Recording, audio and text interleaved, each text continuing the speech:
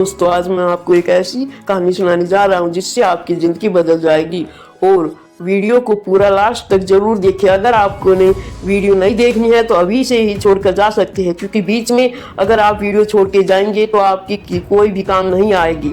तो वीडियो को लास्ट तक जरूर देखें। यह कहानी बहुत ही इंटरेस्टिंग है और बहुत ही काम की है, तो वीडियो को पूरा लास्ट तक जरूर देखें। जिस शहर के रेलवे स्टेशन पर एक भिखारी रहता था, वह वहां आने जाने वाली रेलगाड़ियों में बैठे यात्रियों से भीख मांगकर अपना पेट भरता था। एक दिन जब वह भीख मांग रहा था तो सूट बूट पहने एक लंबा सा व्यक्ति उसे दिखा।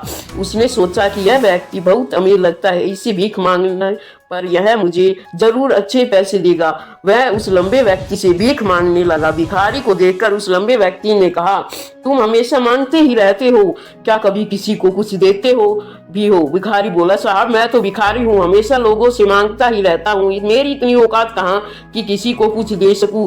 लंबा व्यक्ति बोला, जब किसी को कुछ दे नहीं सकते तो तुमसे मांगने का भी कोई हक नहीं है। मैं एक व्यापारी हूँ और लेन देन में ही विश्वास रखता हूँ। अगर तुम्हारे पास मुझे कुछ देने को है तो भी मैं तुम्हें बदले में कुछ दे सकता हूँ। इतना कहने के बाद वह लंबा आदमी ट्रेन में बैठकर चला गया। इधर भिखारी उसकी कही बात के बारे में सोचने लगा। उस लंबे व्यक्ति के द्वारा कही गई बात उस भिखारी के दिल में उतर गई। वह सोचने लगा कि शायद मुझे भीख में अधिक पैसे इसलिए नहीं मिलते क्योंकि मैं उसके बदले में किसी को कुछ दे नहीं पाता, लेकिन मैं तो भिखारी हूँ, किसी को कुछ देने के लायक भी नहीं हूँ, लेकिन तब तक मैं लोगों को बिना कुछ दिए केवल मांगता ही रहूंगा।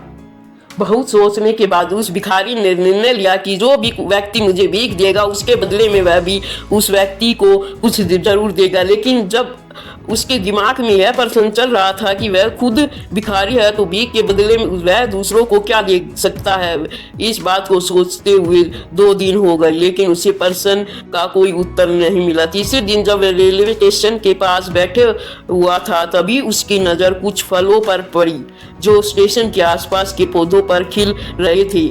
उसने सोचा, क्यों ना मैं लोगों को भीख के बदले कुछ फूल दे दिया करूं। उसको अपना यह विचार अच्छा लगा और उसने वहां से कुछ फूल तोड़ लिए। जब वह ट्रेन में भीख मांगने पहुंचा, जब भी कोई उसे भीख देता तो उसके बदले में वह भीख देने वालों को कुछ फूल दे देता। उन फूलों को लोग खुश होकर अपने पास रख लेते। तब भिखारी रोज फूल तोड़कर भीख के बदले उन फूलों को लोगों से बांटता देता था।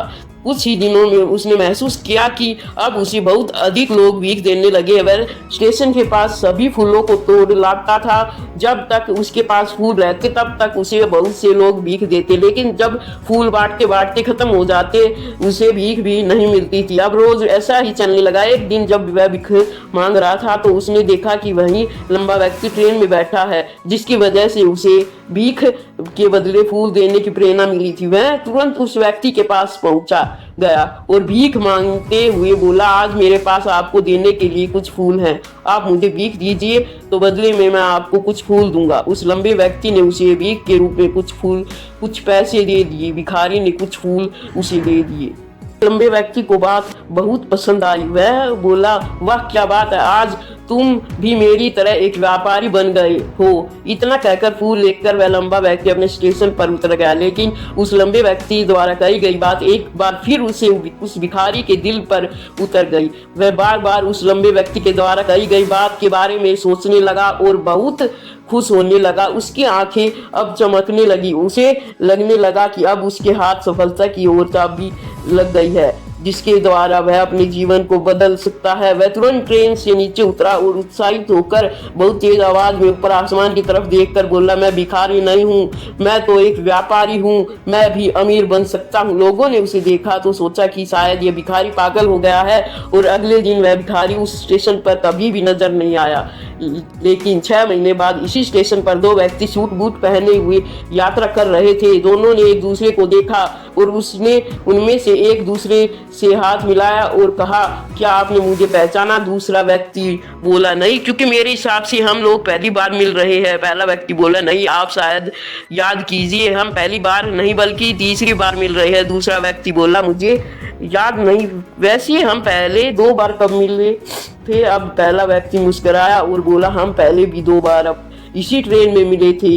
मैं वही भिखारी हूँ जिसको आपने अब पहली मुलाकात में बताया कि मुझे जीवन में क्या करना चाहिए और दूसरी मुलाकात में बताया कि मैं वास्तव में कौन हूँ। दूसरा व्यक्ति मुस्कराया और आश्चर्यचकित हुआ और बोला, ओ याद आया, तुम वही भिखारी हो जिसे मैंने एक बार भीख देने से मना कर दिया था और दूसरी बार मैंने तुमसे कुछ फूल खरीदे थे।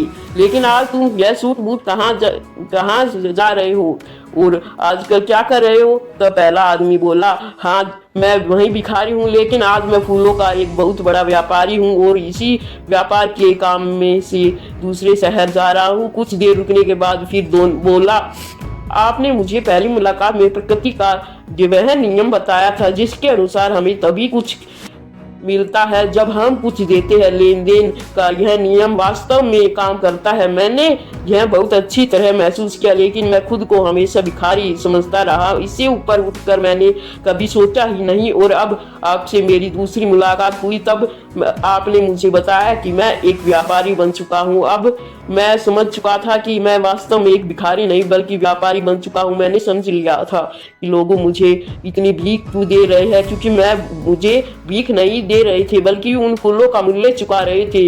ये सभी लोग मेरे फूलों खरीद रहे थे और क्योंकि इससे सस्ते फूल उन्हें कहीं मिलते भी नहीं। लोगों की नज़र में मैं एक छोटा व्यापारी था, लेकिन मैं अपनी नज़रों में एक भिखारी था।